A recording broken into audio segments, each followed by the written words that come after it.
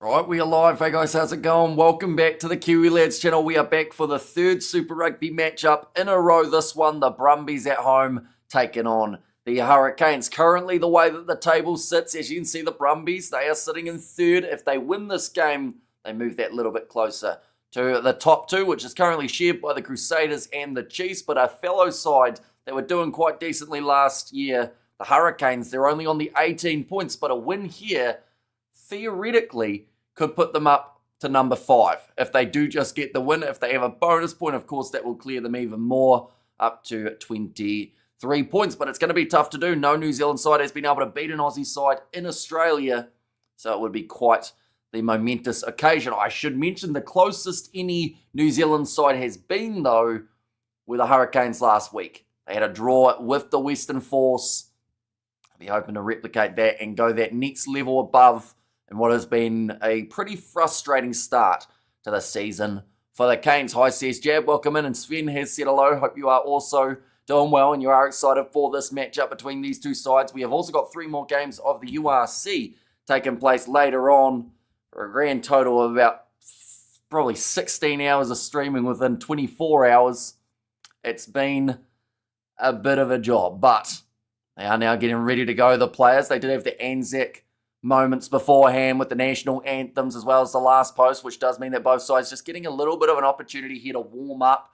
And while we are at it, we will look through at the starting sides for the Brumbies. It is James Slipper, Billy Pollard, and Alan Alatoa as the front row. Nick Frost and Tom Hooper in the locks with Rob Bellatini, Luke Raymer, and also Tai Lima, I should say, as the number 8. Ryan Lonergan and Noel Lalisio in the 19 combination. Feliwai at number 12 with Len Iketau on the outside. He's been a bit of the talk of this week going overseas for next year. Corey Tall, Andy Muirhead and Tom Wright as the number 15 for the Hurricanes. Davida Mafaleo, Raymond Tupu and Pasilio Tosi. So drastic changes here for the Canes. Caleb Delaney and Zach Gallagher in the locking duo with Brad Shields, Duplessis Karefi and Peter Lakai will be once again playing number 8. Cam Roygard and Ruben Love, the 9-10 combination. It didn't work that well last week as Ruben Love was more obsessed with kicking the ball away than running with it. But if he can sort that out this week, him versus Noel Lalisio could be a very intriguing battle. Riley Higgins and Billy Proctor in the midfield. Kenny Naholo, Natunani Punivai and Callum Harkin again gets that chance at number 15. So those are the 2 starting lineups. We are only moments away from the start of this matchup. We have good goodwill in the chat has said, hello, watching from South Africa. And yeah, the first South African game we are going to be covering will be taking place in around 4 hours' time, and that will be Lions versus Connacht. Also got the Stormers and the Sharks in action today as well. And up the Canes says Wade. And also we have got Billy Proctor, captain, let's go Hurricanes, says a Blues Nate. Yeah, big opportunity for him, only recently returning from injury and already getting called upon as the skipper. So Duplessis Karefi around the halfway line, just stretching out the back muscles. He'll be planning on putting in some big hits here. Paul Williams, the referee in charge of this one. Angus Maybe, Mike Winter, and Richard Kelly will be the TMO. Ruben Love, he will be kicking off this ball from left to right to get us underway. Or in fact, right to left, depending on how you're looking at it. But this game taking place at GIO Stadium. People might have noticed we've got FMG behind us. It's pretty much because we haven't actually got GIO loaded in to our software. So instead I thought it will be good enough. But we are ready to go for this contest. The Canes need to win. The Brumbies want to keep that streak going up against New Zealand sides. And that's going to be knocked on straight away by Natunani Punivai. We have a scrum 10 seconds into the matchup. Not quite the start to the match that they would have been after there, the Hurricanes, but it was at least competitive at lineout, at kickoff.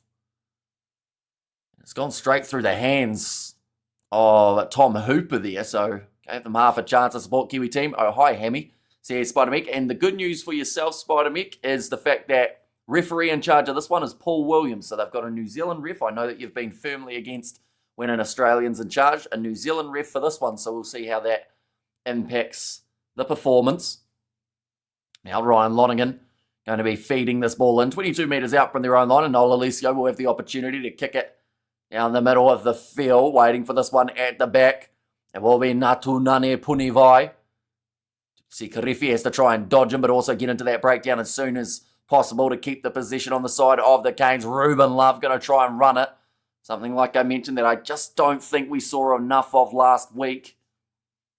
Maybe going to see it a bit more today. Nice spin from Riley Higgins. Great to see him back in the Canes kit. Gets the offload away to Proctor, and already those two are having an impact. Someone needs to tackle Proctor. They do so, and he somehow stays in the field of play. Harkin has his hands played at by Tom Wright, who forces the knock on, and now the turnover for the Brumbies. Corey Toole looking towards the touchline, but they will go back for the initial penalty.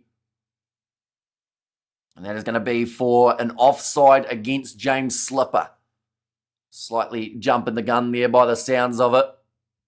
Doesn't look too happy about it. He can't quite believe that it was actually him who was penalised for being offside. Billy right in there. Let's go, says Blues. Nate, same with Riley Higgins.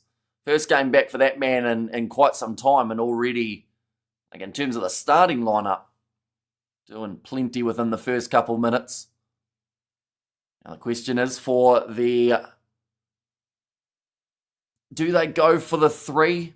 No, they're kicking for the corner. I was going to say for a second maybe the Hurricanes would consider just taking some form of points at the start of this matchup, give them a bit of confidence moving forward, but they've decided they were inside of the opposition 22. They might as well make the most of it. There was a sensational run from Billy Proctor down the wing, extremely close to the sideline. And then just offside from James Slipper there. Might have even been Tom Wright looking at it.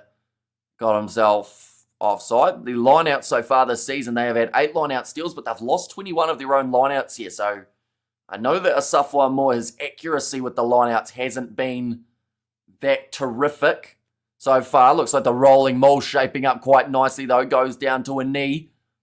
And in fact, that's very close to the try line. About 1 metre out. Roygaard looking both ways. Decide to go off to the right. Ruben Love with a bit of a step.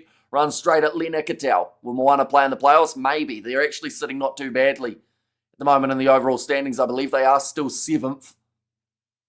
So plenty of room to work with for the last few weeks, but they will need 1 or 2 more wins to be able to get there. A couple of metres out from the line now for the Hurricanes. Big counter ruck coming from the Brumbies, but the ball's still there for Roygaard. Oh, that was close to a knock on, but I think he's done well to regather. Brad Shields with a pick and go around the side of the breakdown. He's going to be held up.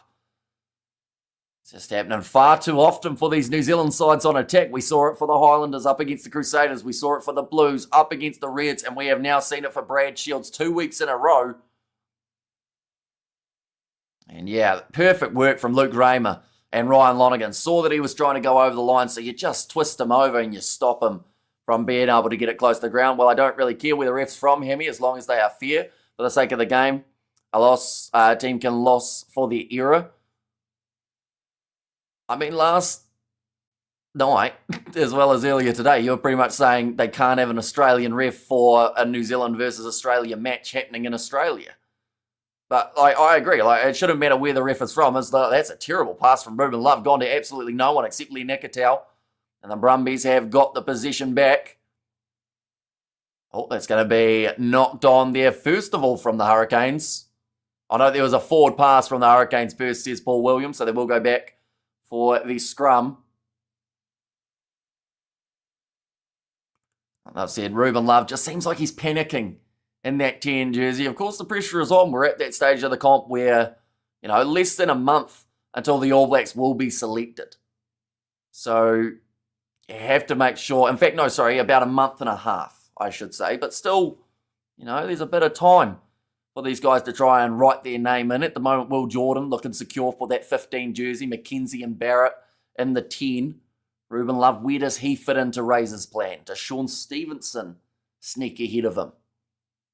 Ryan Lonergan, ready to put this scrum feed in for the Brumbies. Relatively solid for both sides.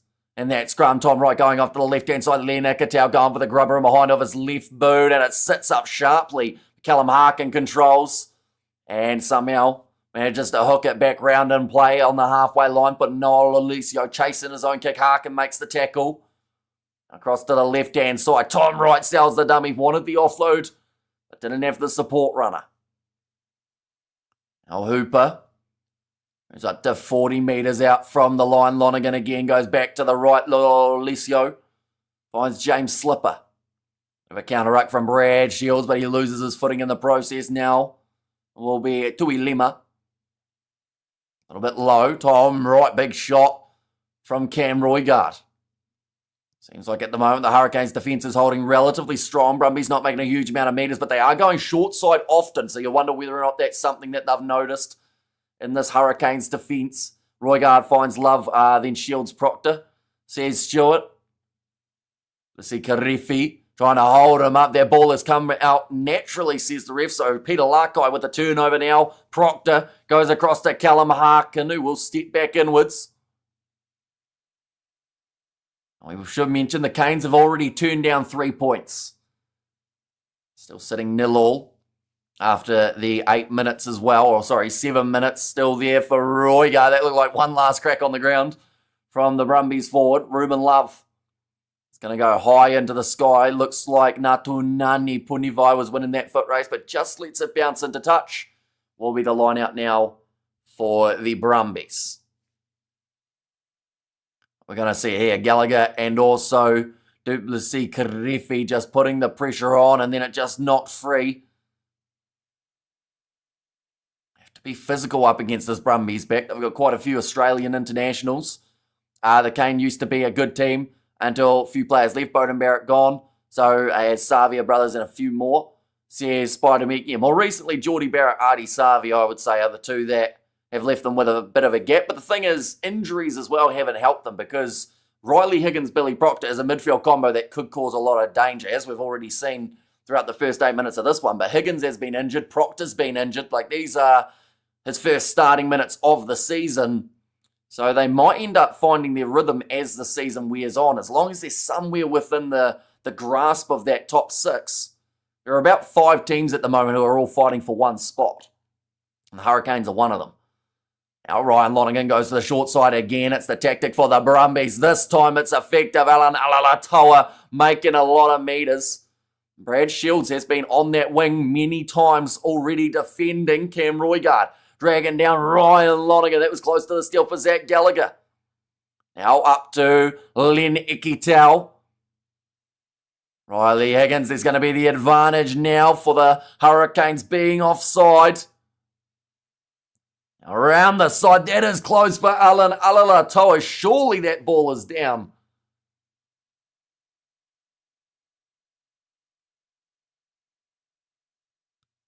Right. Paul Williams just telling all the players to get off so that he can have a decent look at it. Of course, if you are the Hurricanes, you're going to make sure you're pushing them up there a little bit more. How often do fans of a losing team praise the ref? Doesn't happen often, does it? It's one of those jobs that, you know, you're either hated by one team or hated by both teams. Like, there's very rarely a time where a referee, they say, yep, he's had a phenomenal game. It's always, there was one bad decision, so that's what we're going to pinpoint his whole career off.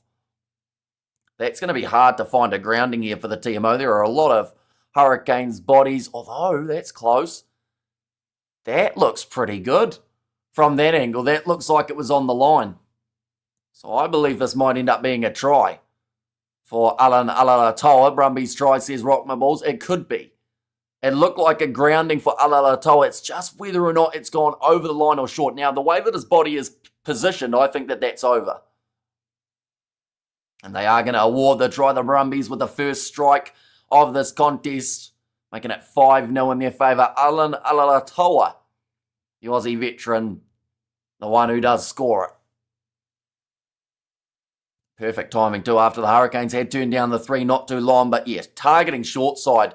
Brad Shields, it does seem like the tactic is to just keep on going out his way and eventually just keep on breaking their way forward.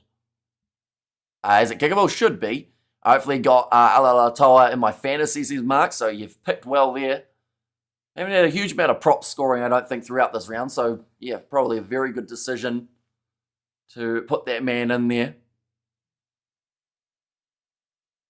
Now, kick from Noah Lucio. In fact, it's actually a lot easier of a kick than I thought it was. Probably only about 15 metres out. And the score now is 7-0 for the Brumbies. I've said just a punishing blow for this Brumbies side to be able to score early. A little bit similar to what we saw them do in the last matchup. That's going to be nicely claimed. Ruben Love across to Riley Higgins, who was back in that 10 jersey for this game, trying to step and just throws himself at Lineout. We look for a bit of a steal. What the difference, Hamish? On the line is a try. You step on the line is out. See a Spider Mech. There's the clear difference that one of them is not, it's like the dead ball line, for instance. For the touch line, you know, you're in that situation of it's an out of bounds area. The dead ball line's the same. If you touch it, it's out. And on the line is a try. So pretty much it's the equivalent of that and makes perfect sense when you really think about it. It's going to be now nicely taken. Hamish, how do you feel about Celestino Ravatamunda's pass earlier today? Yeah, wasn't the best, was it? He's had a few slightly rougher moments in that Moana Pacifica match. He had some good moments too, but I think the Fijian draw they left it too late. Moana Pacifica being up by as much as they were at halftime was pretty much, you know, that was the end of the draw at that point. And yes, they're known for a comeback every once in a while, but Moana seemed well and truly in control for most of that game, with the exception of a couple moments where they concede a quick fire. Tries nice run from Callum Harkin, goes through, can't quite get his offload away to Delaney. Now Roy Yard, quick hands from Ruben Love. Goes off to Duplessis Karifi. That's so awkward, says Rock.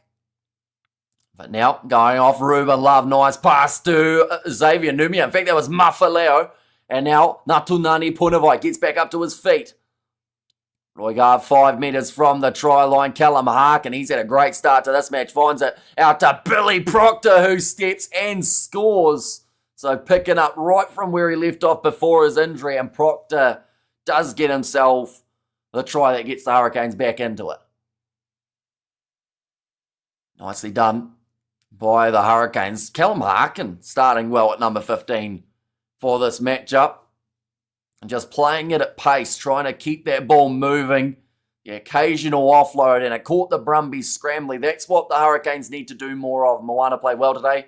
Wish them the best. Says next year they've got a good chance at being within that top 6 now. Or at least if they get another win or two before the end of the season. There are a lot of teams that can still go through.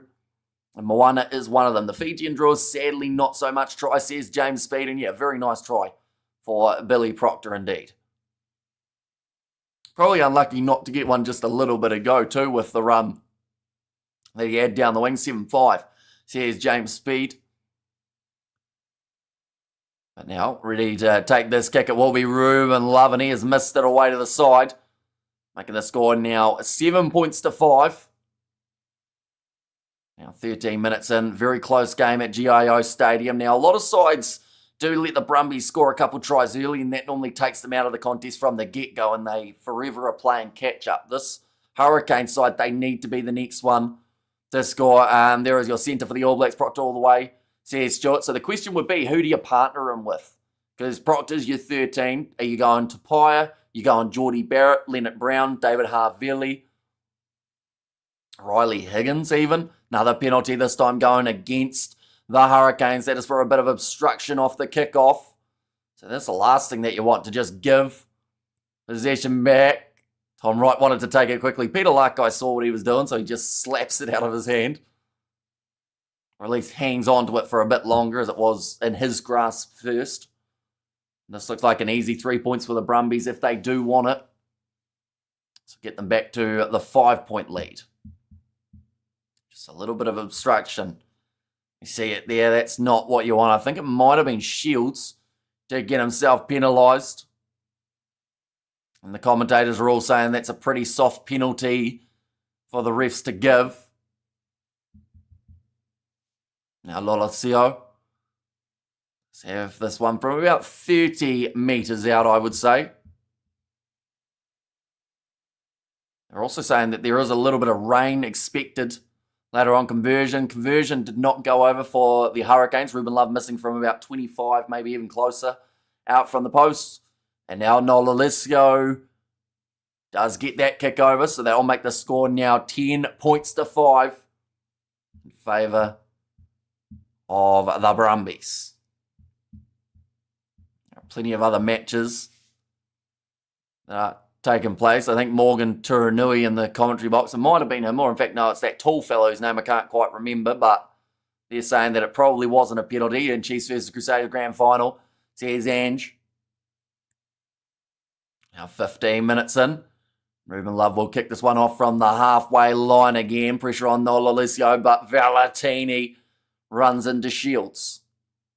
Still within their 22, and David Arvelli, Quintabaya, Riley Higgins for the second 5.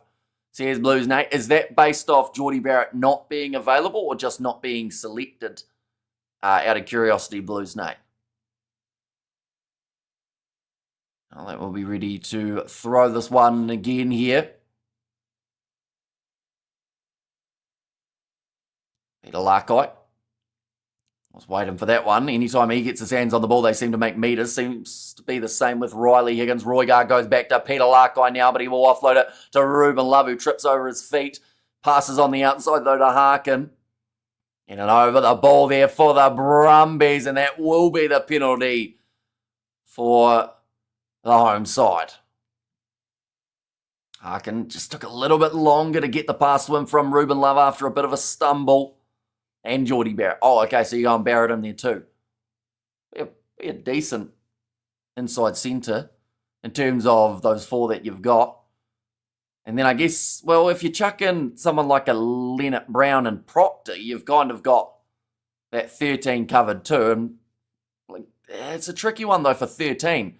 So I feel like there are a few guys that could possibly sneak their way in there, depending on what they're doing with Ioane. So, of course, Ioane's had a great international career in the past, and he's had some great seasons for the Blues, but at the moment, he's just not quite finding his best. Nice run forward from Rob Valentini.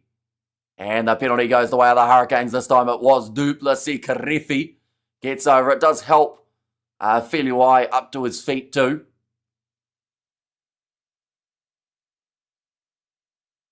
Currently 17 minutes in. This one looks like it's going to be flying by just like the last 2 games. That first half of Crusaders Highlanders just absolutely disappeared. Ruben Love looking for touch, making sure that ball goes out. Yeah, just locked over the ball straight away, no matter how much they tried to pull him out of there. He was pretty happy with where he was locked in, Duplessis Karifi, and was not going to be moving. 58% possession at the moment for the Hurricanes, 64% territory. So 2 stats in their favour. Roygaard goes across to Natunani Punivai. Again, Peter Larkai. Low tack on him by Feluai. Now, Davida Mafaleo. Roygaard across to Peter Larkai. Ruben Love does show and go. And then Karifi just can't quite link up with Proctor on the outside. Going to be the knock-on advantage in favour of the Brumbies. Levi more chances of putting on an AB's jersey. I'm not really sure. I don't think he's had the standout season that he had a couple years ago, if I'm being honest. And I know that it sounds harsh. I think that out of him or Timothy Tavatanawai probably has more of a chance. I mean, I've got the Hamish and everyone cheers for the live stream. Hamish, go the Canes. Says John there. How's that player on side? Says Kiwi Rob. He was up very quickly, wasn't he? Raymond Tuputupu. Ready to throw this one in. Slapped away by Delaney, and the Hurricanes have retained their ball. Ruben Love goes across to Duplessis Karifi again. And definitely Tavatanawai, Hamish. Says Blues Nate. Now, going to the right. In fact, Roygaard's just going to pop it in behind him for Natunani Punivai. Having a duck under that one was, I think, Callum Harkin. Kanina Holo close to the sideline, keeping the ball alive, but it's cleaned up by Ramo, who will be wrestled out. The Hurricanes will have themselves another line out. Just seems at the moment that the Brumbies are struggling to be able to exit. They're spending a lot of time defending, though, so probably understandable. We've seen some brilliant runs down the wing from this Hurricane side. Andy Muir going a bit too high on Kenny Naholo, which I think is why he got bumped off, and a couple more metres were gained by Naholo. That was in the side, says Kiwi Rob. And now thrown in. That didn't look like anyone was ready for it, but Duplessis Karifi has got up for it now. Kenny Naholo moving at 25 metres out from the line. Roygaard across to Karifi. Already been some big shots coming in, and there is a new advantage now in favour of the Canes. Roigard thinks about the inside ball, can't quite find it, but Basilio Tossi got it too, but it goes through his hands. Go back for another penalty. This one, easy. Well, is it an easy 3 if your kicker had missed the first kick of the day from closer than this kick? You'd probably say, no, it's not an easy one anymore. So in that case, maybe the corner is the option. Either that or you go back to the 3 to try and give him that bit more confidence off of his kicking tee. Before the ball went out, was that player on the side or was it just the camera angle? Oh, I'm not sure. If I'm being honest, I'd love to say yes or no, but I'm not sure what breakdown you're talking about. And I'm sure that once you say it, I probably won't even remember who the player was, which sounds bad, but I think at that point I was probably naming the other guys in the back line. Now nicely taken by Zach Gallagher. Now off to Peter Lakai, 5 metres short of the try line. Roigard going off to the left, finds Raymond Tupu. Oh, and he's dropped that ball, so the Brumbies will be able to take it back now, only just out from their goal line. Tuilema going for a bit of a risky offload there. It does pay off, and the ball will still be on the side of the Brumbies for Ryan Lonergan to be able to put the ball into touch. Callum Harkin will not go quickly as he didn't have a man on his inside to be able to throw it to for the Brumbies went out. So once again, yeah, it was probably a minute or so ago. I'm not sure what happened. Those are some nice boots. Whoever's got those, it's almost like a copper outer and then green underneath. An interesting looking pair of footwear. Too many camera angles, hard to tell. Sears Blues, Nate. Now nicely claimed by Caleb Delaney again. Roigard going back across to the right-hand side. Riley Higgins goes to Proctor. Now Roigard searching for that ball in the breakdown, about 40 metres out from the line. Big shot on Delaney, driving a few metres backwards again. The Brumbies still trying to get that big hit that forces the error. Now, we actually saw them targeting the ball last time that they did play a New Zealand side, and it was working quite effectively. Now, nice step from Duplessis Karifi. The Hurricanes, yes, they've dropped it a couple of times, but they are more times than not hanging on to that ball. They seem to only really be in the breakdowns that they're having the biggest troubles. Now, Roigard goes back across to the left-hand side. Ruben Love to Tavera Mafaleo. Now, Proctor pops it up off to the left-hand side. Ruben Love finds Higgins. Slowly but surely, Hurricanes making their way towards that 22-metre line of the Brumbies, but locking himself over the ball. No Hooper. Does go down. Roigard back across to Kenny Naholo. Thought about the pass on the outside of Raymond Tupu, but instead takes the contact. Proctor skips through one, gets through another. He's had a great start to this match, already scoring himself the lone try for the Hurricanes. 12 metres out from the line, Roigard. Just go with a little grubber attempt. I don't think any of his teammates knew that was what he was going to be doing, though. Hitting hard. Hurricanes still pushing, says Blues Nate. One's gone extremely high and a beautiful spin from Callum Harkin. Gets the offload away to Ruben Love. 22 metres out or so. Roigard can't quite decide on who to go to, so he goes to Karefi, was first receiver. It's good phase play at the moment. They went for that little kick in behind, which did cost them a few extra metres, but it does seem like the general consensus for the Canes is to just play from just outside of that 22 with ball in hand. Eventually the Brumbies might end up giving away an advantage. Peter Lakai tackled by Corey Toole. Now Basilio Tossi, couple metres for him. It's very good defence at the moment from the Brumbies, though. They're not allowing a lot of metres. The only man who seems to be going through consistency is actually Billy Proctor. I'm sure that they will be keen to get the ball back in his hands for the turnover again, but Shields has to play halfback. Ruben Love now straight at the defence and a bundling tackle. Shields takes that quickly with the pick and go. Now 20 metres out. Oh, that's playing the ball on the ground badly from Billy Pollard. About as cynical as you can get when you're sitting in the opposition back line. It must be time for a warning, says Kiwi Rob. That's now going to be 9 phases in a row. That is against Pollard for playing it on the ground. It's an easy 3, but the Hurricanes have been turning down the 3-pointers. Ruben Love This looks like they're going for the corner again. Visits to the opposition 22. They've had 6, but they've only scored once. Whereas the Brumbies have visited the opposition 22 once and they've scored. This is a big risk here for the Canes, just ripping that ball out as he was falling down, so it was almost bad enough. And then, yeah, Billy Pollard just kicking that ball back onto the side. Did it with a slight smile on his face, so I think he knew what he was doing there. Canes are looking good, but losing the Brumbies. Defending well. This seems the story of the weekend so far. See, he's fleshing. Oh, and it's a missed throw. Or in fact, a missed catch, I guess you could say, from Brad Shields. Now, Ryan Lonergan will be able to clear from inside of his own 22 and gets a decent exit downfield. About 40 metres out now, the Hurricanes will have themselves another line out. But once again, they've turned down, at the moment, 6 points. In fact, it might even be 9. Now that I think about it, turning down 9 points. They would be sitting 14 points to 10 up at the moment, had they taken those opportunities. And that's the difference at the moment for the Canes. And that's going to be overthrown again. Definitely when their lineout has been far from accurate this year. It seems like a big risk consistently going for it. Roy Gard trying to milk the penalty against Pollard, but does not receive it from the referee. Back across the right-hand side to Vita Mafaleo. Goes to Proctor. Inside ball to Riley Higgins. Yeah, the Brumbies are doing enough to just not budge, although they've given away a penalty advantage now. Looks like a bit of a counter ruck. It's still in play. Referee just about to blow his whistle, but thought he'd let it play on just a bit longer. Callum Harkin, wide pass out to Kenny Naholo, who gets in the good fend, good advantage being played. And the Hurricanes now move up to inside of the 22.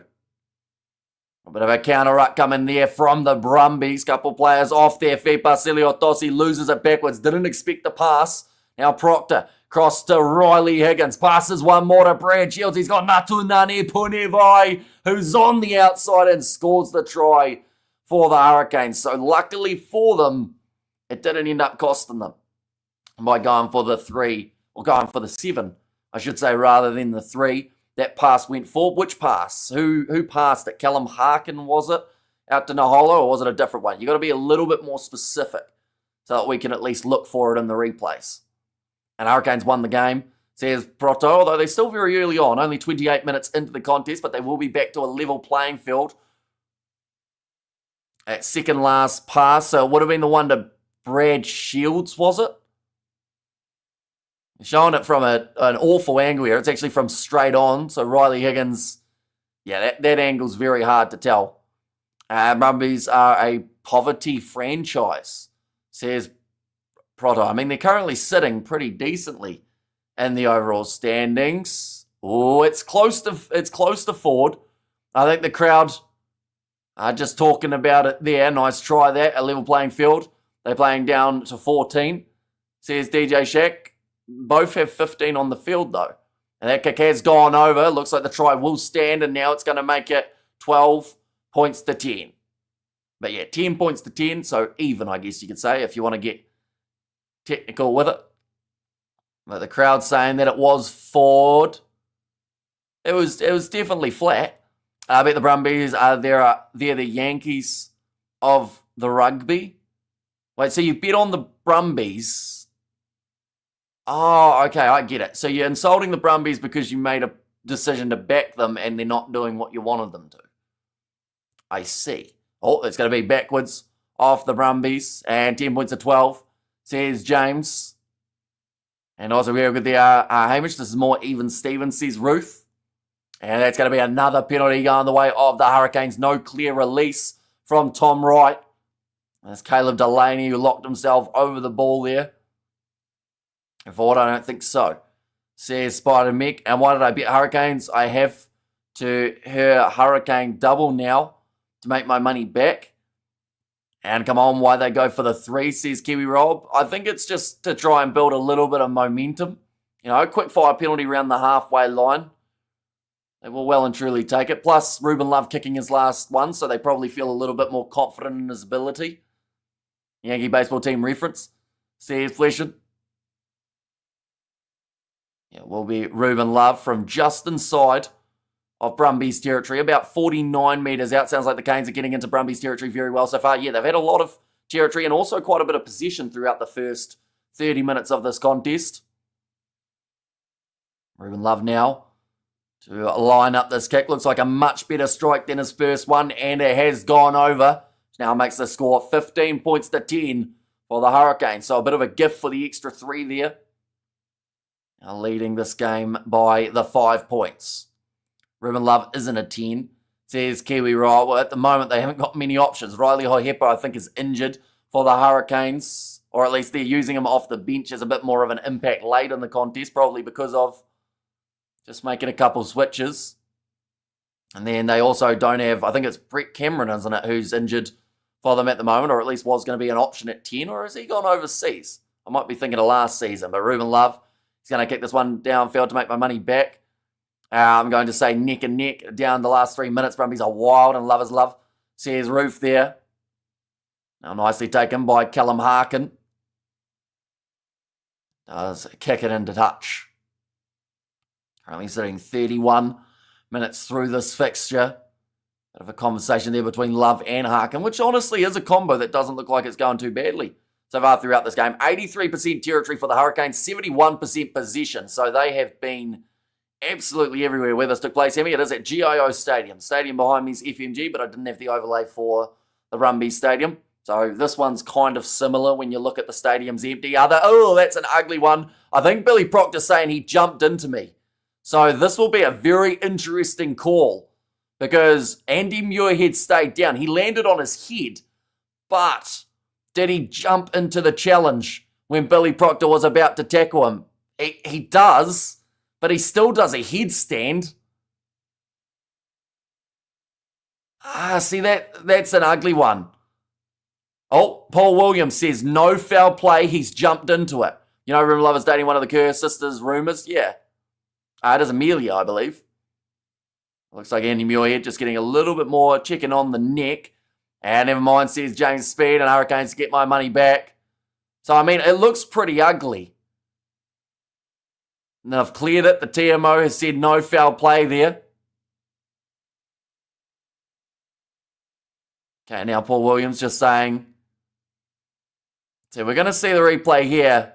Tries to make the tackle. Muirhead jumps. Now, I would definitely not be opposed to them looking at that law a little bit more and realising that when a player jumps into you, of course they're going to land more so upright than otherwise. We've seen it before as well, how players will jump for the ball, get tackled in the air, and then get the penalty that way. Crowd not happy. Yeah, they'll start saying that they shouldn't have New Zealand referees for Australian games next. Spider Mick will have to tell them, listen, we want fair games. Now it's going to be another advantage. Andy Muirhead going across to the left-hand side, or in fact that time it was right. Now shifting to the left. And Brumbies try coming up, says James Speed. And do it again, Muirhead will run it at him. You'll see, says Blues Nate, that was a red card. Says Kiwi Rob. I actually like the way that they talked it through, though. The fact that they pretty much explained the reason that it isn't a red is because Proctor wasn't trying to tip him. It was more so he was ready to make the tackle, and Muirhead jumped as he was getting ready to take contact, which, you know, momentum-wise, you're just always going to tip up, aren't you? Looks like the Brumbies have opted to go for the corner here. They didn't even check it for long enough. I mean, the TMO checked it, I think, about 3 or so times in the time that Muirhead was getting checked, because we've got to remember, like, they didn't do the whole big thing like that, but they looked at it, saw that Muirhead jumped, and then, unfortunately, he kind of took away his bargaining power by doing that. Because as soon as you jump into a tackle, you're going to land awkwardly. There's no way of landing nicely if you jump on top of another bloke. Trust me. No. But now 5 metres out from the line.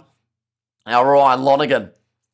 Sitting about 3 metres out from the line here for the Brumbies. There's nothing Proctor could have done to prevent a tackle how there wasn't a lift in the legs. Yeah, he just pretty much, he wrapped up ready to try and go for the tackle, and Muirhead leaped. And that is over the line for the Brumbies. I think it's on the far side. Luke Raymer does get it down, and now the Brumbies bring it back to 15 points to 15. Let's go, Hamish, says Blues Nate. Try 15-15, says James Speed. Yeah, very nicely done. First initial run, I think it was Luke Raymer. Then he got pretty much straight back up to his feet, very next breakdown, picks it up and has another crack. In fact, no. Second breakdown, I should say. And come on, dude, says Proto. Yeah, I feel like now that you've backed the Hurricanes as well, now the Brumbies are going to win, aren't they? I think my game is watching 30 seconds faster than your one. That's probably because I assume you're on Sky or Stan, whereas I'm on Sky Sport now. So that has a bit of a delay.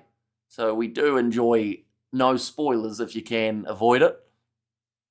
But now ready to line this one up for Noel Alessio. 5 minutes remaining in this first half. He has missed away to the side, so that is going to make the score now 15 points to 15 still. A pretty even first half playing out so far. Crowd getting behind the Brumbies. It is also raining, so it does look like the weather, it stayed nice for a little bit, but then that has now gone downhill. I see taken by Noel Alessio after Rob Valentini, who sits down Natunane Punivai.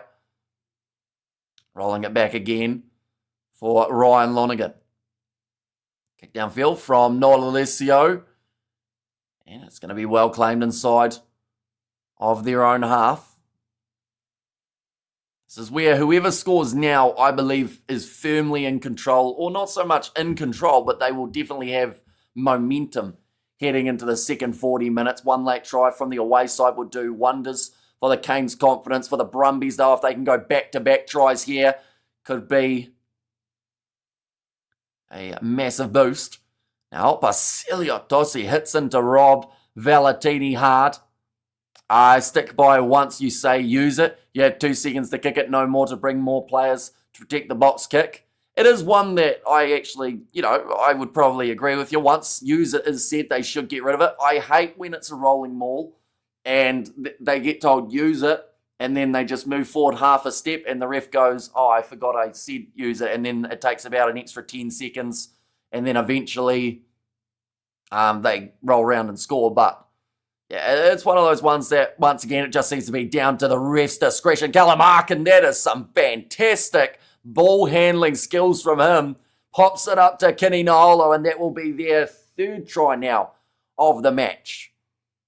And that is really smart play from Kalamarkin, knowing that he was going to get tackled, knowing that he also had Kini Naolo next to him. Just good ruck speed. Eventually getting that ball out for Roygaard, and then Ruben Love tries the little grubber, and it sits up perfectly for him, and then just pops it. They may check the flatness. See it from side on, and no going away, stupid fumbles and penalties, Hurricanes level. Yeah, this is already the best that they have looked almost within the last, I honestly think the last 5 weeks or so. And it's actually with the least of their big name players. Like no Xavier Numia, no Safwa Moore, no Tyrell Lomax as the front row.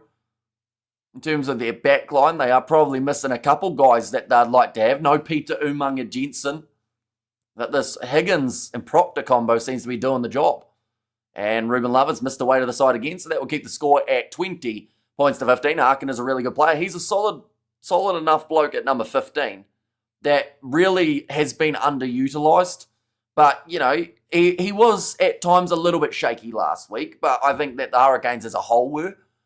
But, you look at him in this game and he's just controlling it from the back, which is what you want. Plus, he's been in many attacking scenarios, maybe because him and Ruben Love, they might be rotating between playing as an attacking player and also being back defending. French referee says Ruth, this New Zealand referee, Paul Williams, in charge of this one. I'm good. Happy my Chiefs are top of the table. That was longer than 2 seconds, although I don't think he was told to use it, was he? For Cam Roygaard. Or what breakdown are you talking, Kiwi Rob? The kick there, I assume, maybe. Rather than the Roygaard pass initially. But yeah, I don't think the rule is you have specifically 2 seconds. It's pretty much when the ref says use it, it's down to their discretion of when they want to say that it's time to get rid of it. Like we see some referees give it a little bit of extra time. Some referees very rarely will actually pull them up on it. But yeah, it does seem to be down to the ref, and as long as they're consistent throughout the whole game, that's all you can really ask for. Any try by the Canes always counts, no chicken. Says Peds of Lace. And that one's going to be held up, so now the scrum will be the way of the Hurricanes. 45 seconds remaining in the half. Looks like Ryan Lonergan going straight over to the referee to ask about him starting next week, being out injured. Says Peds of Lace. Yeah, I wouldn't be surprised if the Hurricanes are happy enough just tapping this ball out once the scrum goes down. It's like a bit of attention for James Slipper around that kind of neck and upper back region. Getting a little bit of a rub down from the medic. Duplessis Karefi, he's had quite the start to this matchup so far. Doesn't look too happy at the moment, James Slipper. Yeah, looks like maybe might have got a stinger on the trap. We have good there, team playing so I might have to give them that boost. Says Badzer, but also make sure that you don't return too early from injury, because or else then you might end up with another one and be out for longer. Giving a round of applause to James Slipper, who is going to continue in this match. And well, Duplessis is a leader. Reminds you of Richie McCaw leads at the front. Says Xavier, and yeah, he needed to step up this season, and I feel like that's exactly what he's done. He almost got that All Blacks chance in November.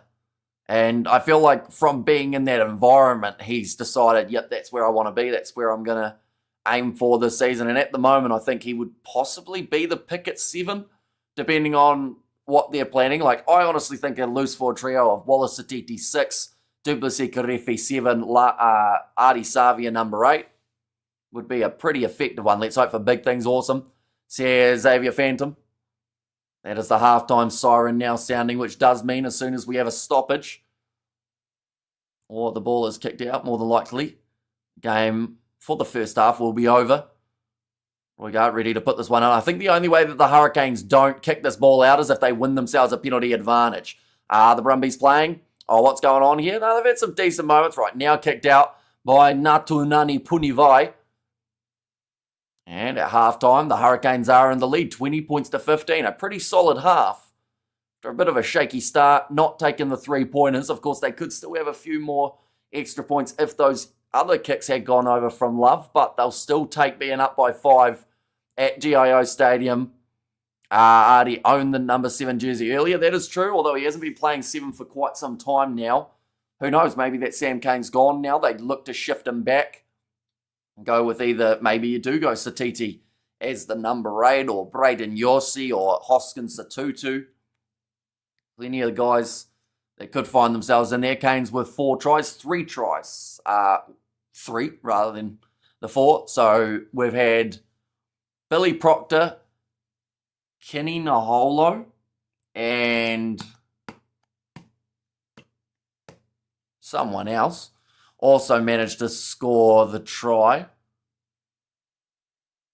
Was it Callum Harkin who got the other try maybe? I can't even remember who popped up with it. But yeah, 3 tries, 1 conversion, and 1 penalty has gone over from Ruben Love. Halftime already. We talked too much, Hamish. Says Blues 8. Yeah, that first half went by very quickly and actually ran very smoothly by the looks of it in terms of the clock.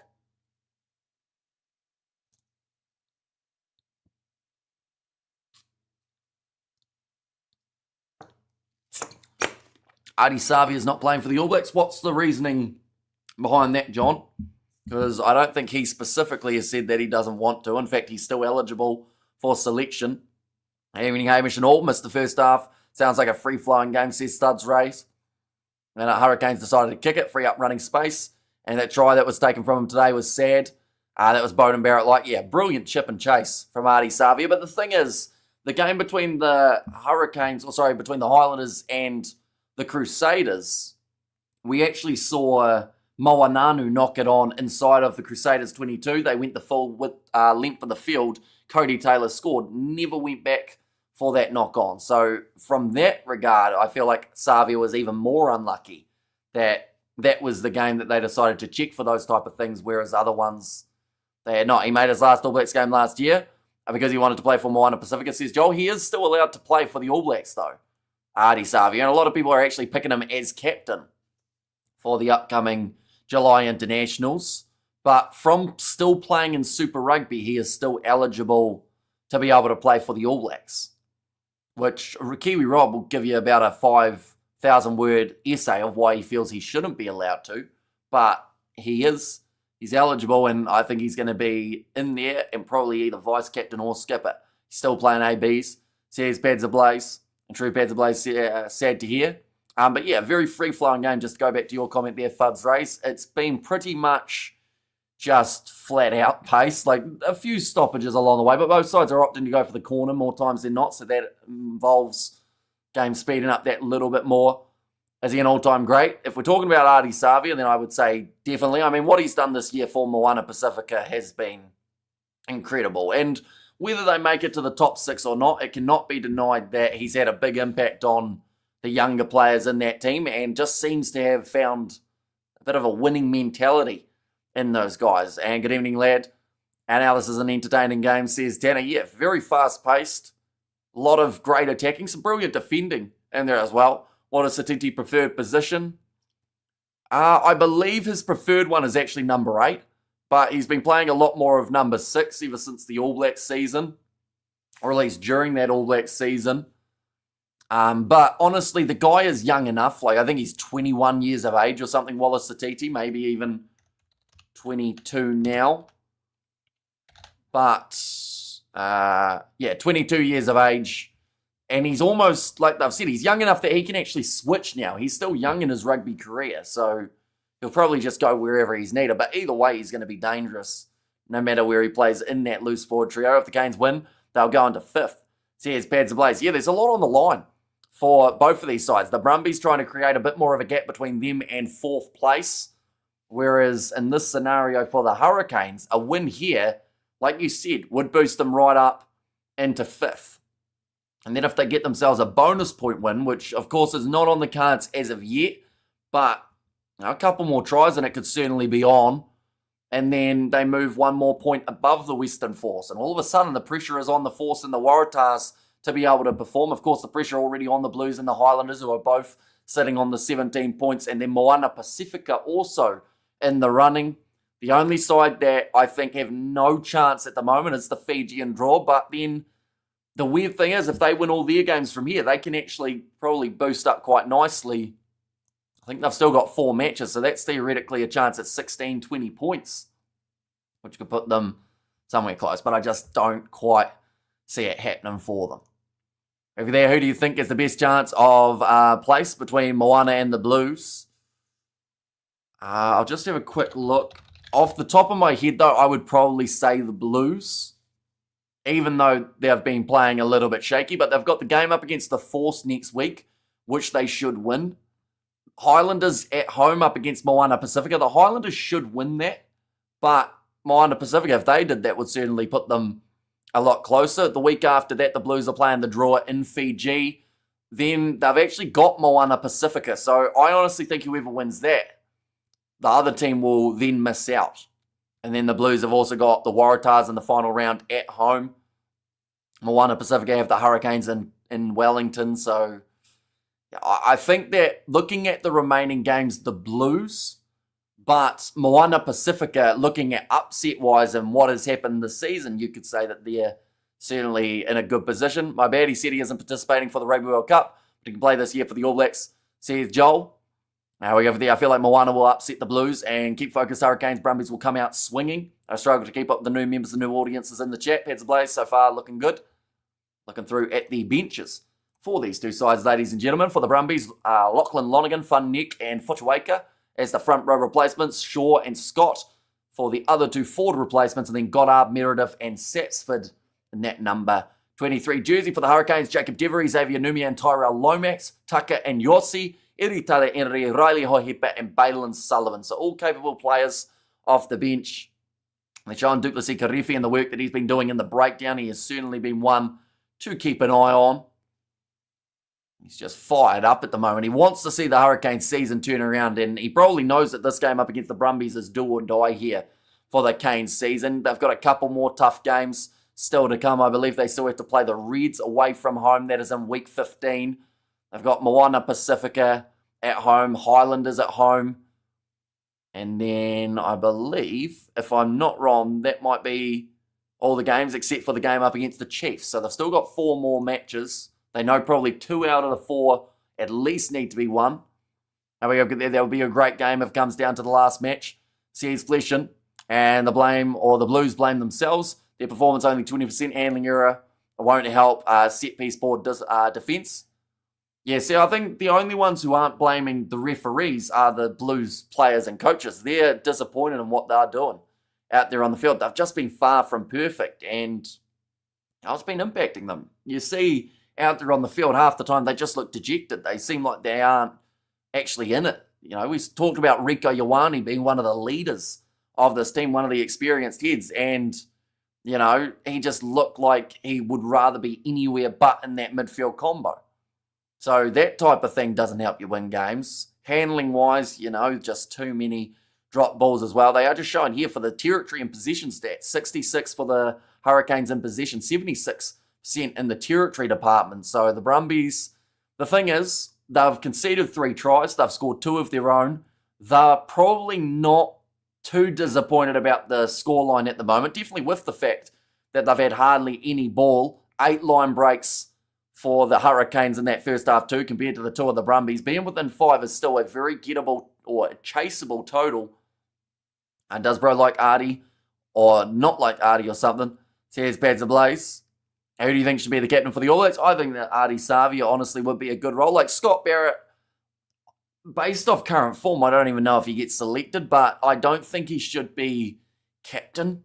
I just feel like for him, there's too much to think about when he is the captain, as well as trying to be a consistent player, because, when Scott Barrett gets a yellow card, which is inevitable at some point, then you're in that situation of you got your co-captains out there in Savia and Barrett or whoever they've got anyway. So, yeah, I think that you're just better off going with, Artie, for what he's been able to do for Moana Pacifica. If he can bring that same mentality to the ABs, they'll be a very hard side to beat. Blues are tied 10 years in the making since 2015 to 2015. 2015, 2025. But yeah, it's going to be a challenging time for the ABs, and it will be one of those situations when it comes to selection. Like, you might impress or you might make about 10 people happy, but everyone's going to have a player that they wanted to see that doesn't get selected. And, of course, if any of the games are lost by the All Blacks, that will be the reason for it. But, yeah, it'll be interesting to see what happens for those matches in July. Well, Razor has been Barrett's coach for 10 years, so they have a pretty close connection, I assume, says Tennant. They may do, but Scott Barrett doesn't say anything in general. I've seen that man only talk in post-match interviews. Out there in the game, he seems to just lock in and, good pun, and just forgets that he's supposed to be the captain. That's why they have 5 vice-captains while he's out there on the field, so that someone can do the kind of more thinking side of things. But Barrett's a great player, but I do think he's a great player who doesn't need the captaincy on his shoulders too. And Razor, I read that one. And we have there Blackadder or Savia, says Roof. And also we've got there Not Scott, not a leader, good player, but he doesn't have it like Artie or someone, says Pads Ablaze.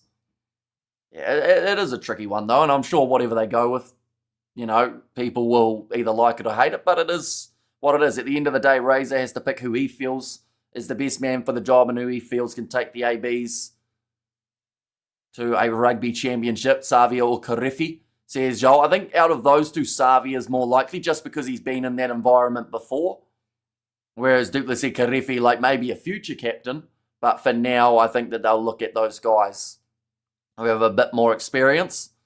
Where there, Karifi is a great player, but he's too much of a hothead at the moment, says Pat Star. Yeah, I think he's slowly trying to control that, isn't he? But every once in a while, it does sneak back through. Do let me know your end score predictions for this match too, ladies and gents. Just checking in. That score looks better, Canes. Keep it that way, says Mo. Yeah, already having more points than they had last week. Blackadder is another yellow card liability. And not just yellow card, but also injury liability. You got to remember, Blackadder, yes, he's phenomenal when he's out there on the field and he's 100%. But that man has a lot of injuries, or at least little injuries that he's had in the past. So once you lose him, what's your plan? If he's supposed to be the skipper, then straight away you're just looking to your vice captains anyway. And injury liability, says Pat Star. I think the second half's already just about to get underway. We've been talking for... It's actually been about 12 minutes. It felt like 2. To be honest, I think I've just been rambling about the All Blacks and all of a sudden we're almost here at the second half. So that's a good way to make a half-time break go very quickly.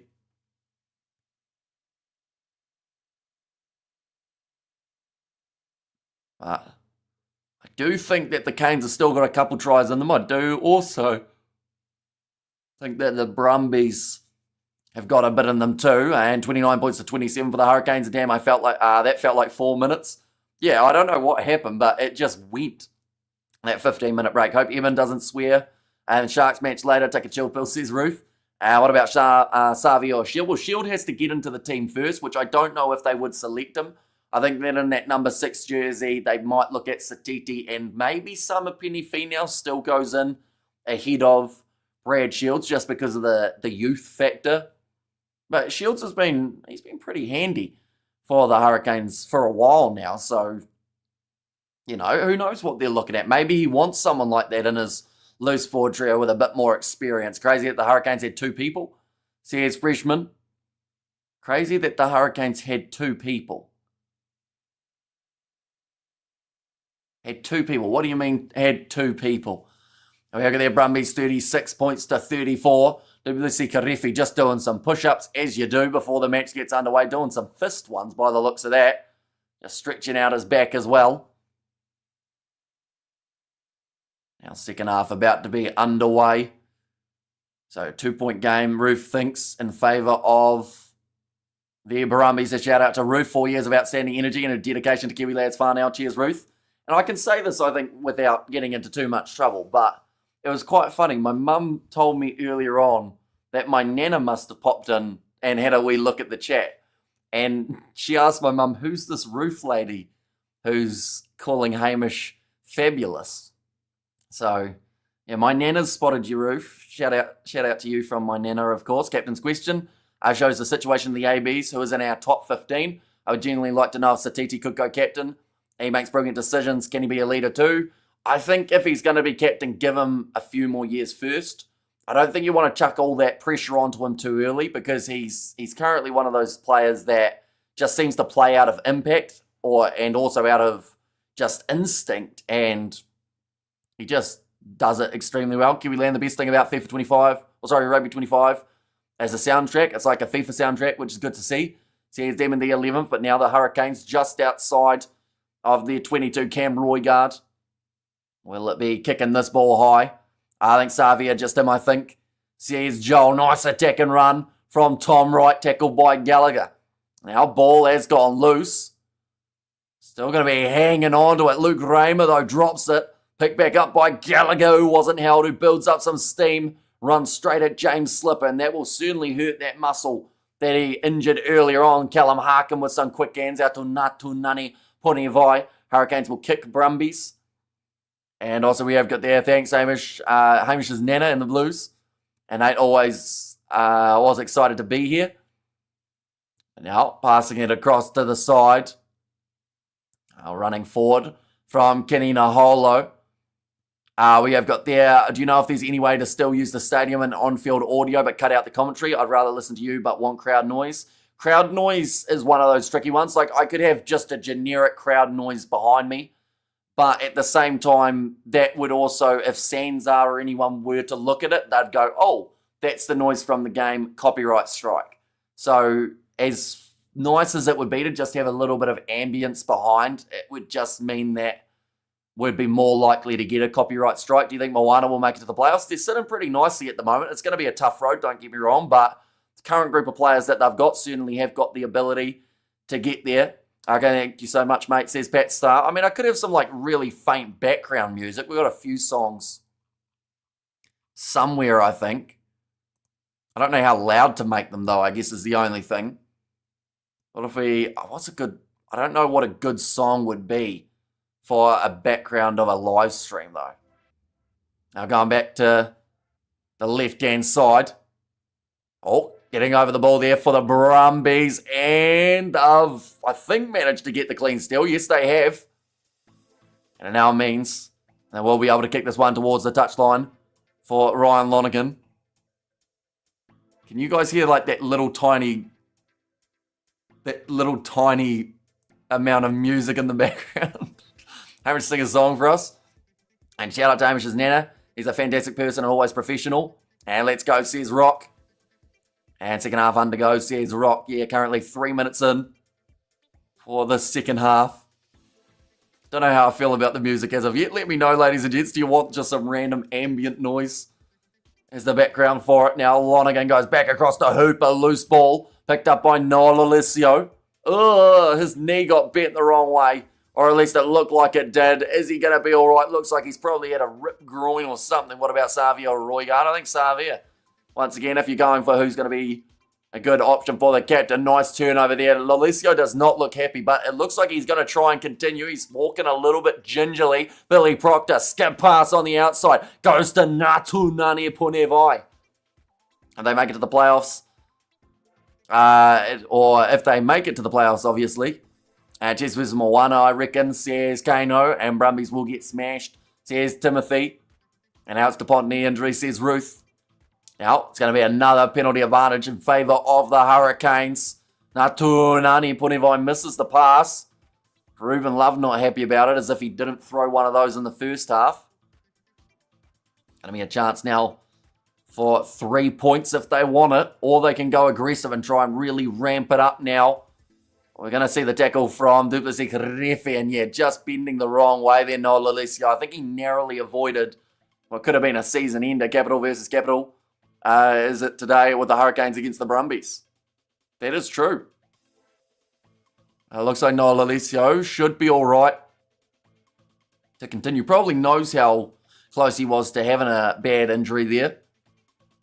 South African in New Zealand, says Timothy in there as well. We are, of course, going to be covering a lot of the URC on the channel. We've got 3 matches back to back to back taking place from 2 a.m. New Zealand time. Looks like a hip drop tackle from Karefion Lolesio, says DJ, and also Brumbies will come back firing. A Malalava to all the Usos out there. And you, of course, Amish Lowell, says James. And Kane's looking very dangerous. Yeah, they are looking a lot more together than they've been in a few of their other games. That kick has gone over, making the score now 23 points to 15. I'm a Bulls man, says Timothy. So he would have been very happy with the away win that they got over the Glasgow Warriors.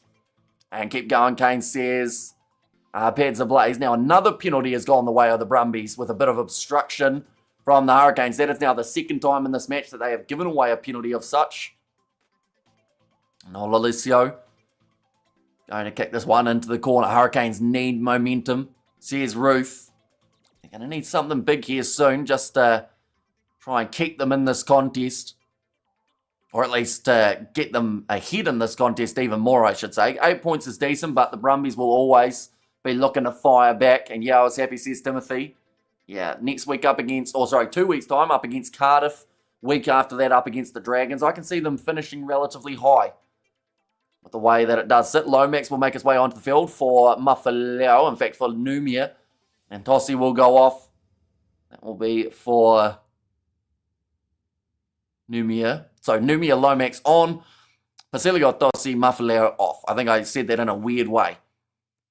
And should Kenny Holo be in the All Blacks, says Joel. I mean, he hasn't been too bad in this game. I don't think he's had enough consistency, though, to warrant getting selected as that left winger. But then who has throughout this season? Out rolling maul for Ryan Lonergan, hanging on to this one at the back. Canes will lose. Relaxed crowd, says Rock. And in New Zealand, I support the Blues, says Timothy. That is close. Oh, did he get it down? Ryan Lonergan might have just been inches out. They may be checking this one with the TMO as we speak. But for now, they are going to continue trying to attack. Only 1 metre out. And that's once again very close. Paul Williams watching with intent here. Defence Hurricanes, and they've defended all right so far. They can't let it slip through the fingertips. Pass back across to Ikitau, and that will definitely be the try sauce of the Canes fans I spoke to soon, says Suds Race. Yeah, brilliant finish from Len Ikitau. Who do you have winning? Honestly, like, the Brumbies are very hard to beat in Canberra. The Hurricanes have come out with a lot more aggression and honestly a lot more game management than they have had in their last few games.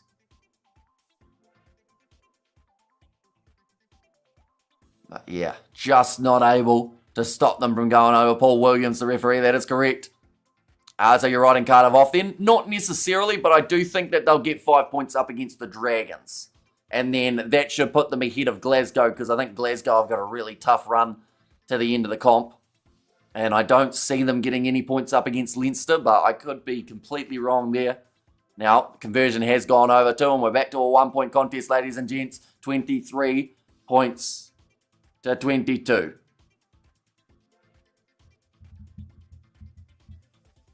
We'll go like this, and we'll go like this, just looking at the odds at the moment. Even though the Hurricanes are up by 1, the Brumbies are actually favourite.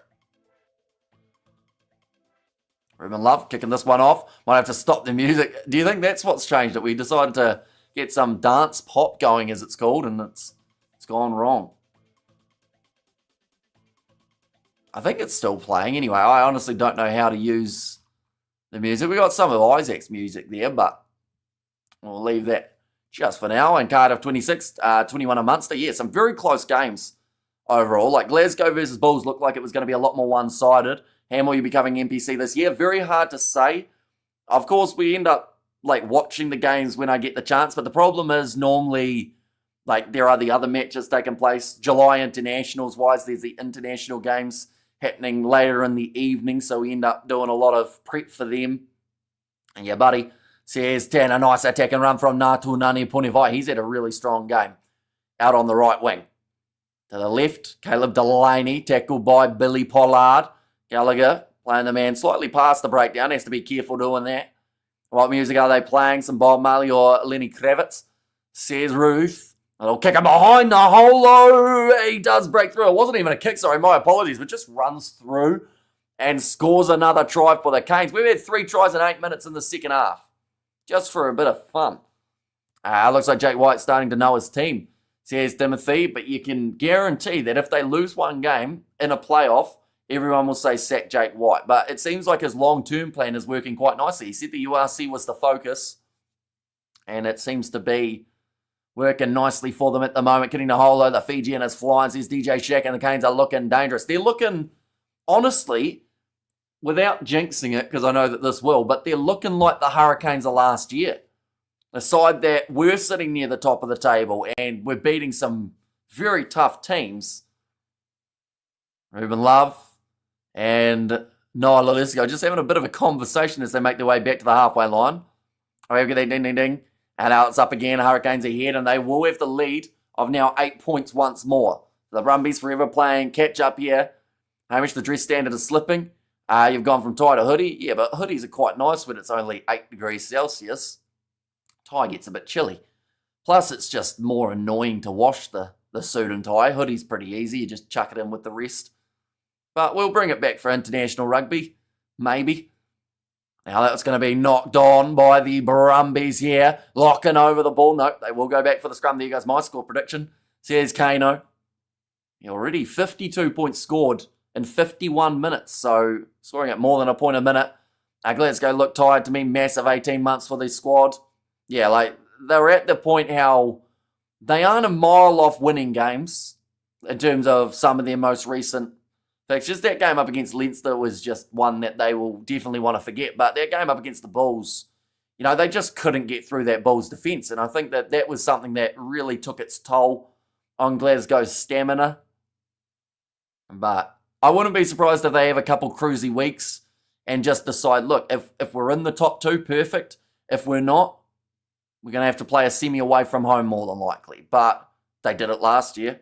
They were able to beat the Bulls in South Africa for the final, which was massive. Roygar with a massive break there. Gets it off to Kinney. Holo puts in the fin. Little chip in behind Tom Wright. Did he change his line?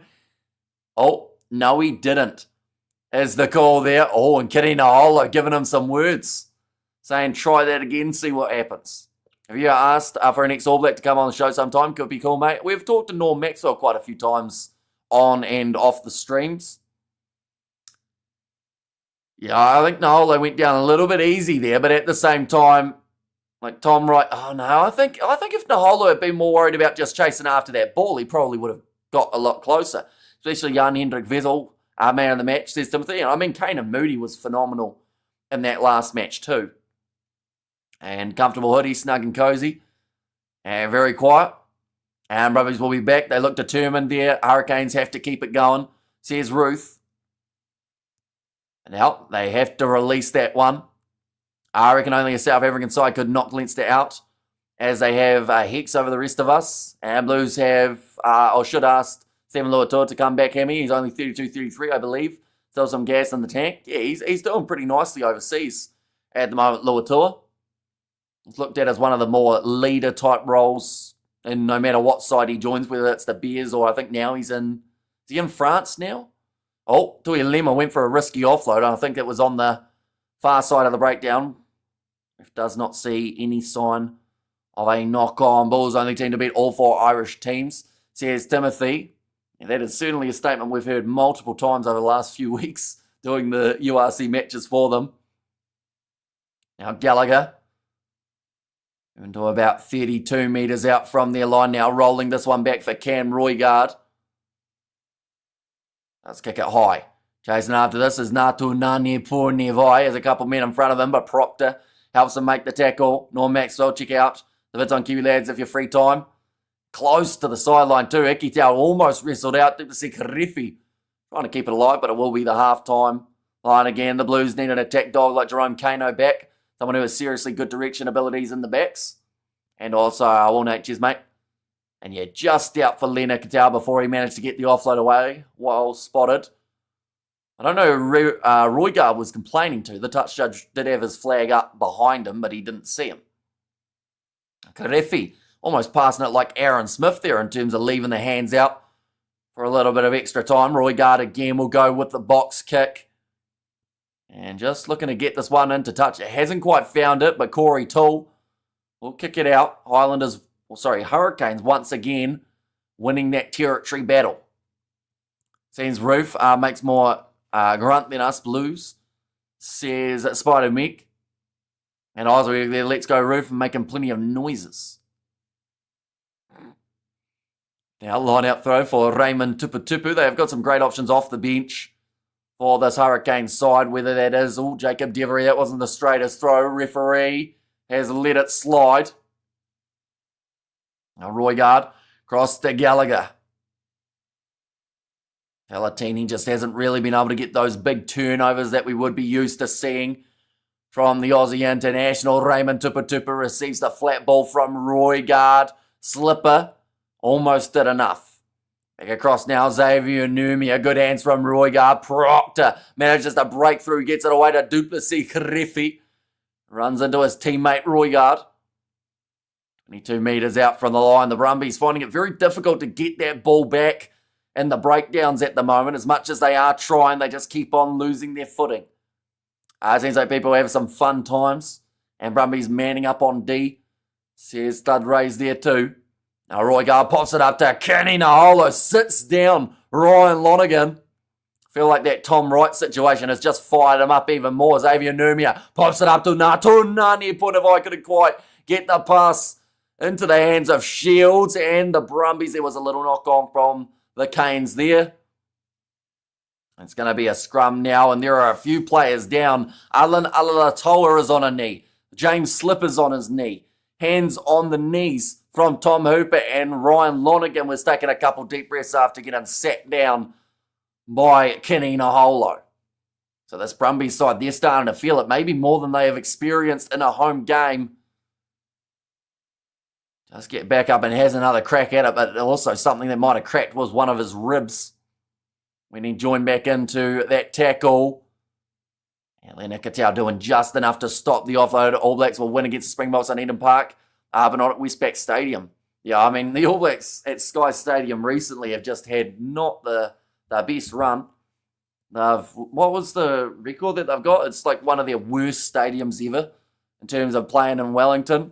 It's so late, I'm getting tired. Let's get this game done already, says Tano 2. And of course, we've still got 3 more games coming up later on tonight. Next game will be taking place in 3 hours' time.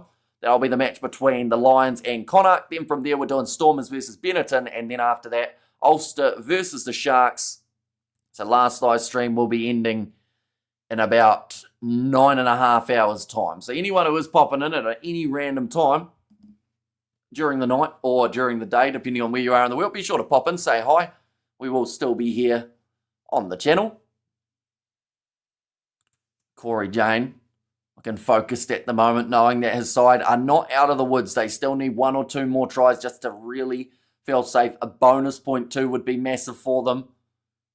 I believe they still need 1 more try to reach that. Now, free kick going the way of the Brumbies. We have got the Let's Get a GoFundMe going to get Hamish to an All Blacks game at Eden Park. Says James Martin. Well, it's not so much that I wouldn't be able to save to go to it. It's more so if I go to a game, then no one covers it on the channel. So that's just kind of been, I guess, the mindset of, at least when I'm here, I can watch the game, and also we still are able to do the live stream for you guys.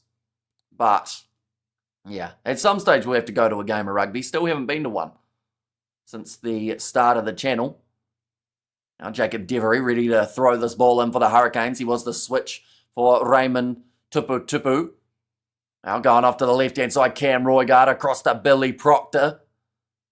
To Braden Yossi, who's also made his way on recently. Delaney pops it up. Ruben Love lined up and maybe hit a little bit high there from Tuilemu. Got a bit of a cheap shot in. Ruben Love looks like he's holding the side of his face. Does not look too flash at the moment. If you're not a night owl, then you're crazy. I think I've become a night owl just from the amount of late night games. You have never been to a rugby game? I went to Otago versus Canterbury when I was about 7. That would be the last game that I've been to. And we have got the no 2 AM Lions for me this week. Last week was 2. Says Studs Race. And we have got the I can cover it. Says Pedza. Yeah, they are just showing the shot here. Oh, he gets him a little bit high. Now, he was dipping down a little bit. No 2 AM Lions for me this week. Last week was 2. Says Studs Race. And time remaining, Hamish. Currently still 22 and a half minutes left on the clock. And OG Wiz says DJ Shack. So they are checking for the potential foul play here. I think he's, from that angle, it looks like he hits him right on the shoulder. And Ruben Love's head then kind of cracks to the side like that. That angle looks worse than the other one. The other one, though, looks like it did hit shoulder first. Yeah, I think it's an unfortunate one. I think he rides up off the shoulder, and it was also a little bit late, so this is probably a yellow card. Yeah, for Tuilema. Oh, it's going to be a yellow card and on-field review iron late on Ruben Love. Says DJ Shack. Yeah, he's not too happy about it. As soon as you get any sort of contact to the head or the neck as well, I should clarify, normally does get it looked at, but the decision will be pending now. Just looking for the naughty chair. Has managed to find it. Gets a Powerade and a beverage alongside it too. Yeah, just getting there a little bit late. Now, the way that Ruben Love was slow getting back up, I would think that he should probably go for an HIA. But it looks like he's going to continue in this match. Going to be going to the All Blacks versus France game in Hamilton for my birthday present. Says Kano. So it sounds like quite the present to have.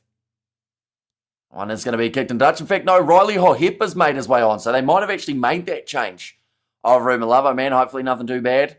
Says Tanner. So Riley Hohepa is out there. Only still 8 points difference. Devery to throw the ball in. Nicely claimed by Zach Gallagher. Dragged down by Valentini. When you play it at full speed, it looks like it's direct contact rather than indirect. Says DJ. Yeah, one of those angles looked very different to the other, but I guess it just depends on which was the focus. And of course, because it was coming in at speed and a little bit late, it also doesn't look the best for Tuilema. Now Xavier Numier. So then about 12 or so meters out from the line. Yossi, the carry for him. Up to 5 phases here. If they can score right at this very moment, Canes could be in a very good position. And this would be a massive win to have it up against the Brumbies. New penalty advantage. And this might not be a mile off a second yellow card if they get 1 or 2 more warnings here.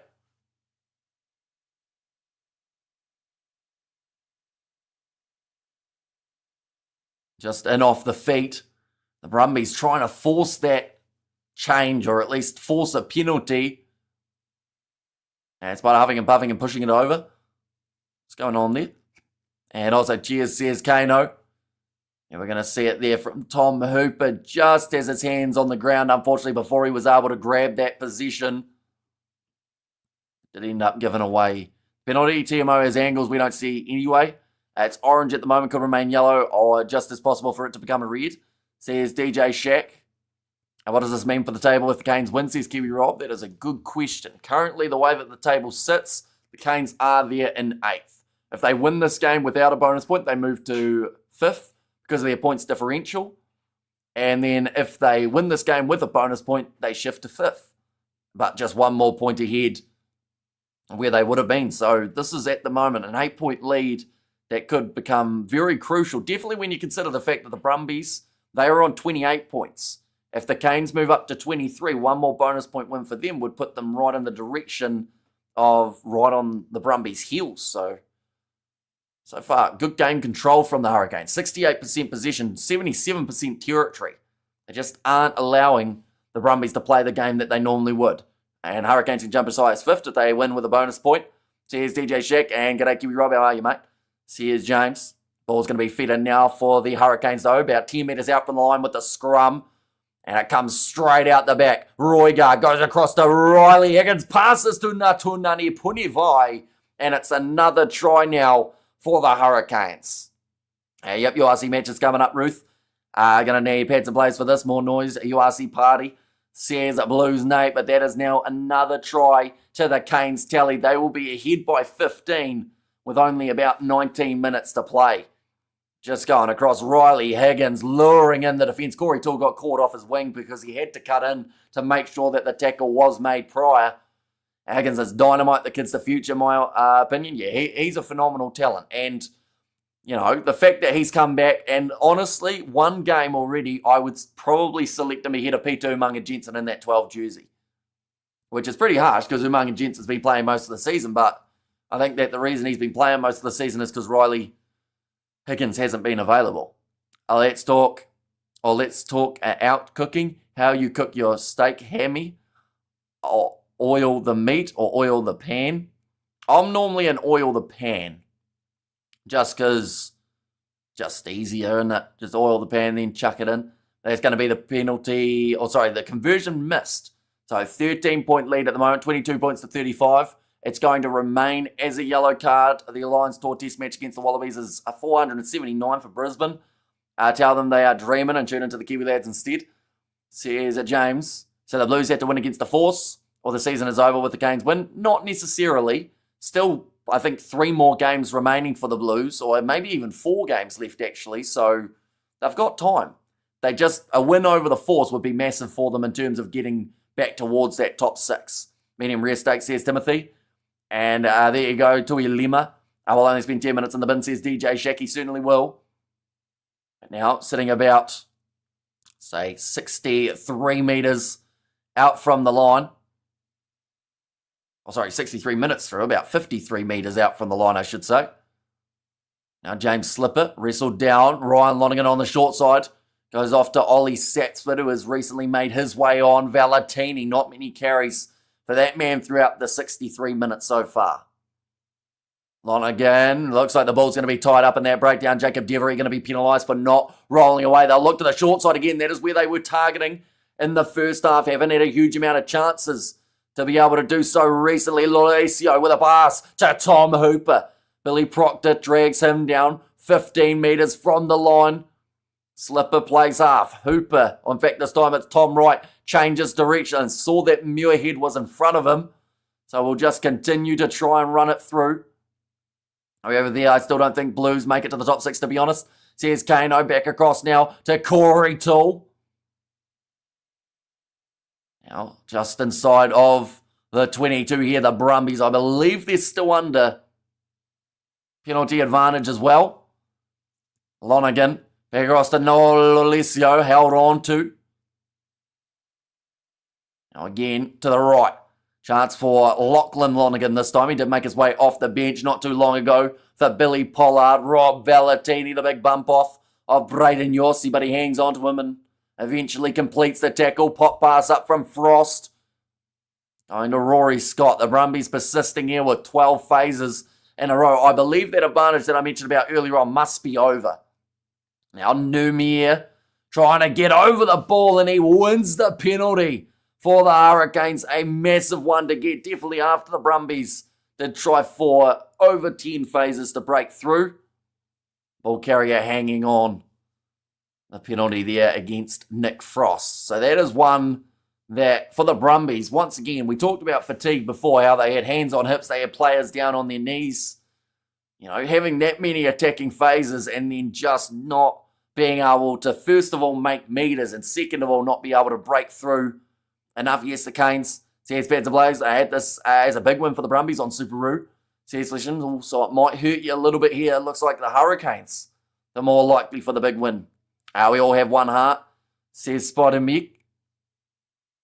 And go the Canes, says know thyself. And a much better game, says Pads Blaze. Yeah, a bit more competitive, a bit more entertainment value, I guess you could say, what we've been able to see throughout the first 65 minutes. And there's still 15 minutes to go. I have Canes 22 on Super Rugby. So Riley Higgins, you've picked well because he's had a very good start to this game. Or at least very good finish, I guess you could say, seeing as he made his way. Oh, sorry, no, completely round the wrong way. Riley Hohepa is who you've got. Have you got the 22? Now, Eritara Ineri goes back to Riley Hohepa, who will kick this one high. Atunani Punevai, accidental offside there from Billy Proctor. Okay, Paul Williams just saying there that it's not an intentional offside, it's just the fact that the ball bounced straight to Proctor, so he's just caught it out of reflex. A massive game for the Canes against the Chiefs next week. Go the Canes, says John. I'm sorry, brothers, I got guessed, but my thumb's up already. Oh, sorry, always, says Rape. It was a competitive one in the air. Oh. See, I think that they've said that it was straight into his chest, but Billy Proctor did have to duck down to grab that. So the Brumbies possibly do feel a little bit hard done by with that scrum rather than the penalty, and possibly rightfully so. Now, I believe they have made another change here for the Brumbies. And I think number 21, I think that's Harrison Goddard. And all goods, brother. And this one really benefits the Reds, does it not, says DJ Shack. It helps out when it comes to who's going to be playing at home for that third place team. So, yeah, you are correct. If the Brumbies lose, says DJ Shack, yeah, it could become a Queensland game up against the Brumbies more than likely, the way that the table currently sits. Little chipper behind, attempted Eritara Eneri, able to get back there. Massive pressure put on him by Harrison Goddard, and he's given the ball straight back to Rob Valentini. Mistake made by the replacement 21 who was on the field for Cam Roygard, and now already the Brumbies looking to strike, but Billy Proctor gets the interception. 25 metres from their line, now kick downfield from Callum Harkin, just absolutely sinks the slipper into it, gets it into the 22 now of the Brumbies, and Corey Toole clears the lines. Reffing, like that offside non-call is what frustrates fans, says Studs Race. And Proctor, the doctor, wears a stethoscope, says Ruth. And there's one too much min, not enough mon. And cheer, says the Blues Nate. Now Jacob Devery with another line-out throw, currently only 13 minutes now remaining in this contest. The Hurricanes building towards being the first New Zealand side to get a win on Australian soil. Just a reminder, we're in round 11.